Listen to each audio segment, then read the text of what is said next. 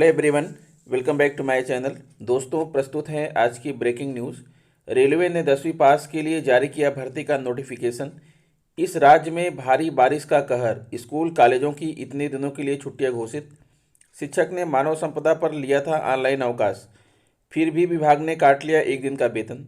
उत्तर प्रदेश अधीनस्थ सेवा चयन आयोग, दिवाली के बाद ग्रुप सी के 22,000 पदों पर होगी भर्तियां।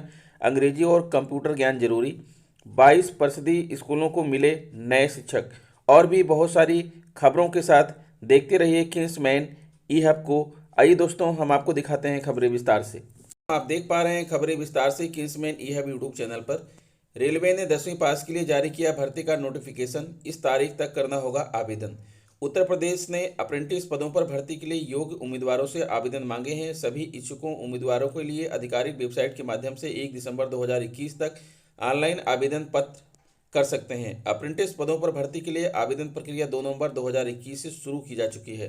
आधिकारिक नोटिफिकेशन के मुताबिक इस प्रक्रिया के माध्यम से अप्रेंटिस के कुल 1664 रिक्त पदों पर भर्ती की जाएगी, जिसमें मैकेनिकल डिपार्टमेंट के 364 पद, इलेक्ट्रॉनिक डिपार्टमेंट के 389 पद, झांसी डिवीजन के 480 पद, वर्कशॉप झांसी के 185 पद और आगरा डिवीजन के 296 पद शामिल हैं। इन पदों पर भर्ती के लिए उम्मीदवारों का चयन कक्षा 10वीं और ITI में प्राप्त अंकों के आधार पर किया जाएगा। सेंट्रल रेलवे में अप्रेंटिस पदों पर भर्ती के लिए उम्मीदवार किसी मान्यता प्राप्त बोर्ड से न्यूनतम 50% अंकों के साथ कक्षा 10वीं या समकक्ष परीक्षा पास होना चाहिए। इसके अलावा उम्मीदवार के पास इंडस्ट्रियल ट्रेनिंग इंस्टीट्यूट से ITI सर्टिफिकेट या नेशनल ट्रेड प्रमाण पत्र होना चाहिए। आयु सीमा की बात करी तो इन पदों पर भर्ती के लिए उम्मीदवार की आयु 15 साल से 24 साल के बीच होनी चाहिए। हालांकि सरकारी नियमों के अनुसार आरक्षित कैटेगरी के उम्मीदवारों को अधिकतम आयु सीमा में छूट दी जाएगी। विस्तृत सूचना के लिए उम्मीदवार आधिकारिक नोटिफिकेशन चेकिंग कर सकते हैं। सभी इच्छुक उम्मीदवार के लिए आधिकारिक वेबसाइट पर 1 दिसंबर 2021 तक ऑनलाइन आवेदन कर सकते हैं। आवेदन करने के लिए SC ST PH और महिला उम्मीदवारों को आवेदन शुल्क नहीं देना होगा। भारत के इस राज्य में भारी बारिश का कहर, 15 स्कूल कॉलेजों की इतने दिनों के लिए छुट्टियां घोषित। चेन्नई 2 नवंबर। तमिलनाडु में इस वक्त पूर्वोत्तर मानसून सक्रिय है और इस वजह से राज्य में अगले 3-4 दिनों तक भारी बारिश की संभावनाएं नजर आ रहे हैं। राज्य के कई जिलों में ऑरेंज अलर्ट जारी है और स्कूलों में अगले 5 दिनों के लिए छुट्टियां घोषित कर दी गई हैं। मौसम विभाग के अनुसार पुदुकोट्टई, रामनाथपुरम, तिरुनेलवेली, थूथुकुड़ी, कुड्डालोर और कन्याकुमारी में 4 नवंबर तक बहुत भारी बारिश होने की संभावना है। IMD ने कहा है कि विल्लुपुरम, कांचीपुरम, तिरुवल्लुर, चेंगलपट्टू जिलों और पुडुचेरी में अलग अलग स्थानों पर भारी बारिश के आसार हैं और इस कारण यहां पर भारी बारिश का अलर्ट जारी किया गया है।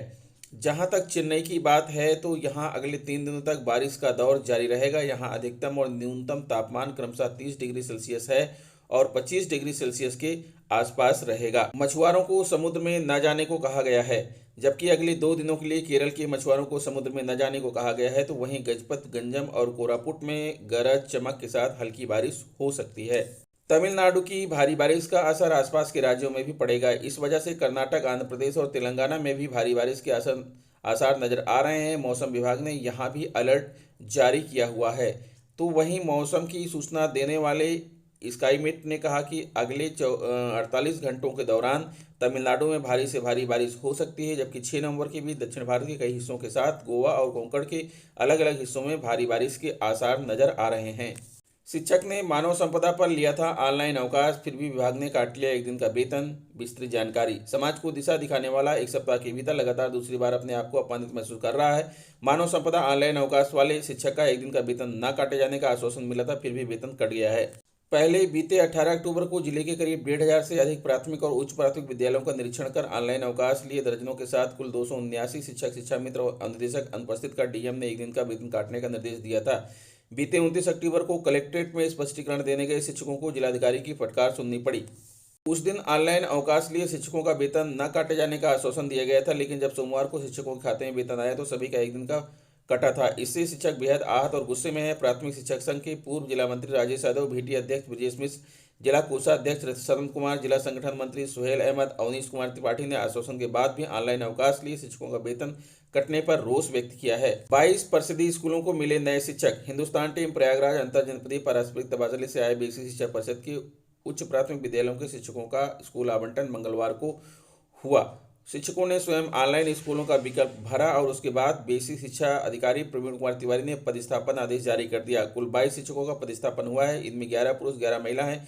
इससे पहले 13 अक्टूबर को प्राथमिक स्कूलों के शिक्षकों का पदस्थापन हुआ था। ये शिक्षक 17 फरवरी को ट्रांसफर होकर आए थे और 8.5 महीने के बाद स्कूल आवंटित हो सका है। शिक्षा मित्र न्यूज। स्वतंत्र देव सिंह जी से शिक्षा मित्रों की समस्या पर वार्ता। आज उत्तर प्रदेश भाजपा के मुखिया स्वतंत्र देव सिंह जी से शिक्षा मित्रों की समस्या पर वार्ता हुई। उन्होंने भरोसा दिलाया कि बहुत जल्द ही प्रदेश सरकार इस मसले पर सकारात्मक कदम उठाने जा रही है। दोस्तों, यह आदेश है जिला बेसिक शिक्षा अधिकारी शाहजहांपुर सेवा में जिला बेसिक शिक्षा अधिकारी सीतापुर दिनांक 2 नवंबर 2021 संविदा से वंचित रहने के कारण की आख्या उपलब्ध कराने के संबंध में महोदय उपयुक्त विषय अपने पत्रांक संख्या ये दिनांक 30/9/2021 का संदर्भ ग्रहण करने का कष्ट करें, जिसके द्वारा श्रीमती सुश्री स्वप्ना वाजपेयी के संविदा से वंचित रहने के कारण की आख्या उपलब्ध कराने के हेतु अनुरोध किया गया है।